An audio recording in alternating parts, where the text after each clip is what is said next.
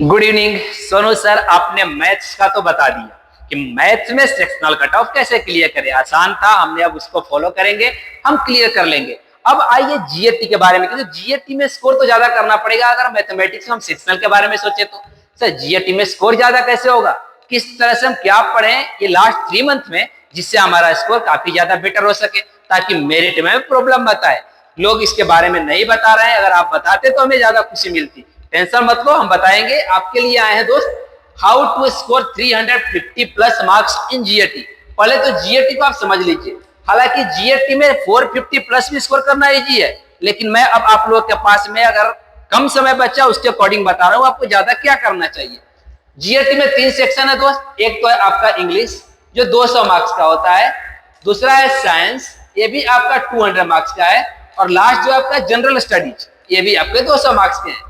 अभी हम पढ़े तो क्या पढ़े, इंग्लिश में क्या पढ़े सर, साइंस में क्या पढ़े सर, जीएस में क्या पढ़े सर। साइंस में फिजिक्स है, केमिस्ट्री है, बायोलॉजी है, क्या क्या पढ़ना चाहिए दोस्त हम आपको समझा रहे हैं। पहले तो इंग्लिश के लिए अलग से बना देंगे वीडियो, लेकिन फिर भी आपको बता दे रहा हूं कि इंग्लिश में ज्यादा फोकस आप पार्ट ऑफ स्पीच पे कीजिए, टेंसेस पे कीजिए, आर्टिकल पे कीजिए, एरर्स के क्वेश्चंस कीजिए, रूल को पढ़ के क्वेश्चन कीजिए, वोकैब का रीडिंग करिए, चाहे न्यूज़पेपर से कीजिए या एसपी बख्शी से कीजिए या रियल मार्टिन से कीजिए, किसी भी बुक से उठाइए। पाथफाइंडर भी आप यूज कर सकते हैं, उसमें क्वेश्चंस प्रैक्टिस कीजिए, रूल्स को देखिए, क्यों गलत हुआ उस रूल्स का रिवीजन कीजिए, प्रीवियस ईयर क्वेश्चंस लगाइए, पीक्यूआरएस कीजिए, आप पैसेज एक सॉल्व कीजिए, एक क्लोज टेस्ट सॉल्व कीजिए। इंग्लिश में प्रैक्टिस की जरूरत है। अगर आप इतना करते हैं तो यहाँ पे स्कोर मेरे ख्याल से, जहां तक मैं देखा हूं, 170 से 180 स्कोर लाना इजी है इंग्लिश में। अब आ जाइए साइंस के ऊपर। साइंस में फिजिक्स जो है आपका 100 मार्क्स का आता है, बायोलॉजी और केमिस्ट्री 45 से 55 के बीच में लाइव करते रहते हैं।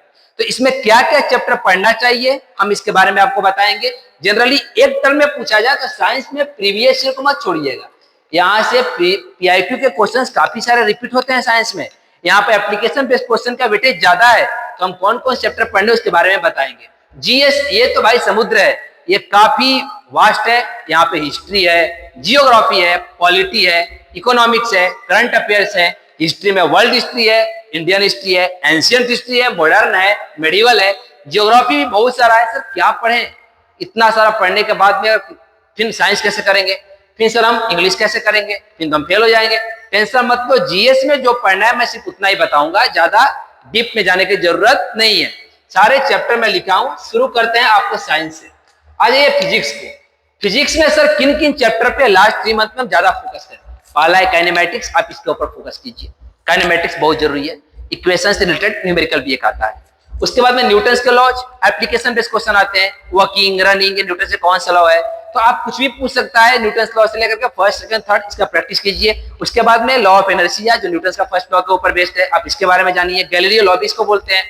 Work, energy and power, capacity of doing work is called energy, rate of doing work is called power. ये सारे जो चीजें हैं, 1 हॉर्स पावर में कितना वेट होता है, वर्क से पॉजिटिव वर्क कब होगा, निगेटिव वर्क कब होगा, जीरो वर्क कब होगा, आप इस चैप्टर से प्रैक्टिस कीजिए। ग्रेविटेशन, किसी चीज को ऊपर फेंक रहा है नीचे क्यों गिर रहा है, जी का वैल्यू क्या होता है, अगर इक्वेटर से पोल की तरफ जाएंगे तो हमारा जी इंक्रीज होगा डिक्रीज होगा, पोल से इक्वेटर की तरफ आएंगे जी में क्या चेंजेस आएगा।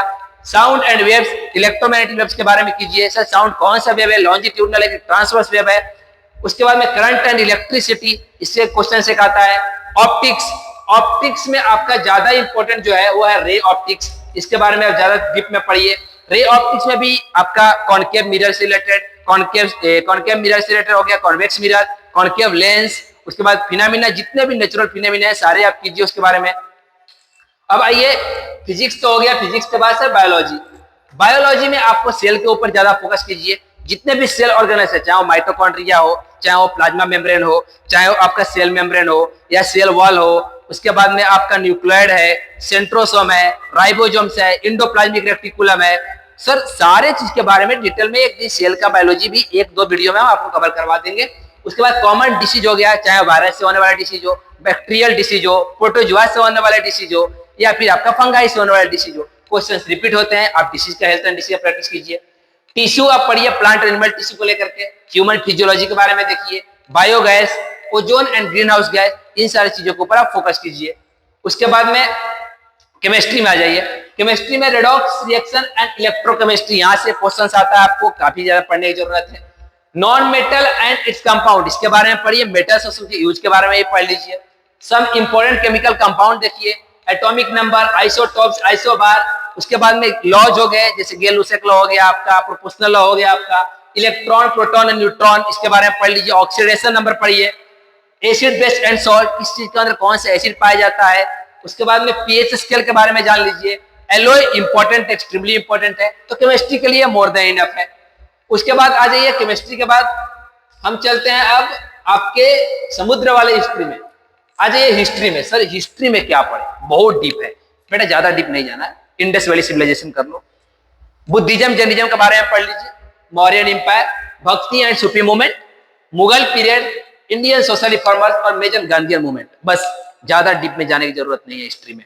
हिस्ट्री के बाद आ जाइए आप जियोग्राफी, ये थोड़ा जरूरी है इसमें हिस्ट्री, क्योंकि स्कोर करना इजी है। ज्योग्राफी में पढ़े तो all concept of physical geography आप पढ़िए। उसके बाद में facts of Indian geography, Indian geography क्या फैक्ट्स है उसके बारे में ध्यान दीजिए।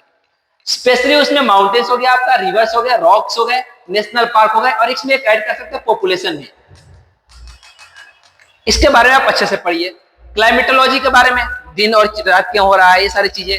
उसके बाद में कितने डिग्री में कितना मिनट होता है। उसके बाद में इक्विनॉक्स क्या है, समर सोलर स्टाइल क्या है, ये सारी चीजें आप यहाँ पर जानेंगे। ओशेनोग्राफी के बारे में पढ़िए, ओशन एंड करंट पूछता है, वार्म करंट, कोल्ड करंट, ये सब। उसके बाद साइक्लोन के बारे में, अर्थक्वेक, सुनामी, इससे रिलेटेड क्वेश्चंस आपके आते हैं। तो ज्योग्राफी में I think more than enough, इतना आपने किया अच्छे से। तो उसके बाद में ज्योग्राफी की बात है, ये पॉलिटी, पॉलिटी काफी वास्ट है, इसके लिए मेरा नोट ले लो यार, मोर देन इनफ, 15 पेज का, 10 पेज का। एनडीए का पॉलिटी इजी है, सीडीएस का थोड़ा डीप में, एनडीए काफी इजी है। इसमें आपको पूछता है features of the Indian constitution, हमने इंडियन कॉन्स्टिट्यूशन में क्या क्या चीजें कहां से लिया है। जैसे यहाँ पे एक टर्म लिखा हुआ है डीपीएसपी, ये हमने आयरलैंड से लिया है। आयरलैंड ने कहां से लिया, स्पेन से लिया है। उसके बाद में आपने मतलब कि सिटीजन हो गया, सिंगल सिटीजनशिप कहां से हमने लिया है, ये सारी चीजें। मतलब जो फीचर्स हैं, जैसे 1935 जीओआई 1935 से हमने मोस्ट ऑफ द चीज को बोरो किया है, तो आप इसके बारे में थोड़ा पढ़ लीजिएगा। प्रीएम्बल के बारे में पढ़िए, जैसे प्रीएम्बल में सोशली, सेक्युलर एंड इंटीग्रिटी, ये 3 जो वर्ड है इनको ऐड किया गया था। तो आप कौन से अमेंडमेंट एक्ट से ऐड किया गया था, कौन से ईयर में किया गया था, इससे इंपॉर्टेंट अमेंडमेंट एक्ट भी जरूरी है। उसमें स्पेशल जो मैं बोलता हूँ 42nd कीजिएगा, ज्यादा जरूरी है।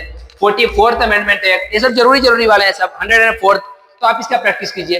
Fundamental rights, actually fundamental rights लिया कहां से है, हमारे पास टोटल 6 फंडामेंटल राइट्स है, उसको थोड़ा डीप में पढ़िएगा फंडामेंटल राइट्स को। Directive principle of state policy, इसके बारे में पढ़िए। उसके बाद पार्लियामेंट, जहां पे आप upper house and lower house के बारे में देखेंगे, लोकसभा एंड राज्यसभा के बारे में देखेंगे। इंपॉर्टेंट अमेंडमेंट, पॉलिटी में इतना मोर देन इनफ है। इकोनॉमी में 5 ईयर प्लान और स्कीम, इसके बारे में कुछ मत पढ़िएगा। उसके बाद आ जाइए next, current affairs. Current affairs का वीडियो लास्ट में देख लेना। डिफेंस जो आपका सिक्योरिटी है उससे रिलेटेड क्वेश्चन आएगा। सिमिलरली मिलिट्री एक्सरसाइज से रिलेटेड क्वेश्चन आएंगे। इंटरनेशनल रिलेशन और एग्रीमेंट के बारे में, पर्सन और प्लेस जो न्यूज में रहता है उस टाइम पे, books and author, national and international appointment. Current affairs का वेटेज हर साल हर अटेम्प्ट में बढ़ते जा रहा है, इसलिए आप न्यूज़पेपर के थ्रू जाइए, मैगजीन्स रीड किया कीजिए, आप न्यूज देख लिया कीजिए। वर्ल्ड अफेयर्स चाहे तो आप फॉलो कर सकते हैं। और लास्ट में यदि कुछ नहीं हो रहा है तो एक बार क्या करने का कि 6 मंथ का हम आपको लेकर के वीडियो आएंगे, बना देंगे, आप उसको देख लीजिएगा, आपका क्लियर हो जाएगा। तो ये था आपका जीएटी का टोटल जो मैं आपको बताया। फिजिक्स हो गया, केमिस्ट्री हो गया, बायोलॉजी हो गया, हिस्ट्री, ज्योग्राफी, पॉलिटी। इसके अलावा आप ज्यादा डीप में मत जाइए, नहीं तो काफी ज्यादा ट्रबल में फंस जाएंगे। अगर आप इतना भी अच्छे से करते हैं तो जरा सोचिए कि अगर 160 आप इंग्लिश में लेके आते हैं, 170 साइंस में लेकर के आते हैं, तो ये आपको कितना हुआ है, ये हो गया आपका 330 मार्क्स। और बाद में आप इधर 60 भी लेके आते हैं जीके में, तो ये भी आपका 350 से तो 400 प्लस होने लगा, 390 आ गया आपका यहाँ से। तो 390 प्लस मेरा स्टडी 350 का है, प्लस का ही है। अगर आप यहाँ पे 350 लाते हैं, मैथमेटिक्स में 150 भी लाते हैं, तो टोटल हो गया 500 मार्क्स। कट ऑफ तो क्लियर हो ही रहा है, साथ में मेट आउट होने का चांस कम है। तो होप डेट कि आपका सारा डाउट क्लियर हो गया होगा। अब हमें परमिशन दीजिए जाने के लिए, तब तक के लिए राधे राधे, धन्यवाद, गुड नाइट।